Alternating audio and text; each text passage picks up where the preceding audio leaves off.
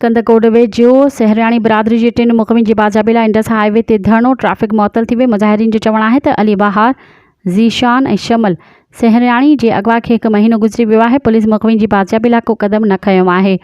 टिनी मुक़िमनि खे फौरी तौर बाज़ाब कराइण जो मुतालबो कयो वियो। ॿिए पासे तंगवाणी वेझो गैस वॉल तां अगवा थियल चौकीदार हमज़ा अली ऐं मुनीर गुजराणी जी बाज़ाबी लाइ बि इंडस हाईवे ते धरणो हंयो वियो। मुक़िमनि जे वाटसन सोकड़ स्टॉप वटि धरणो हणी ट्रैफ़िक मुअतल करे छॾियो। मुज़ाहिरीन चयो त 6 ॾींहं अॻु अगवा थियल हमज़ा ऐं मुनीर खे फौरी तौर बाज़ाब करायो वञे। मुक़िमनि जे वाटसन जो चवणु हो त 3 हफ़्ता अॻु अगवा थियल सखरवासी पोरियत सोहराब, मीर ख़ान ऐं अली हसन शेख बि धाड़ियुनि वटि यरग़माल बणियल आहिनि।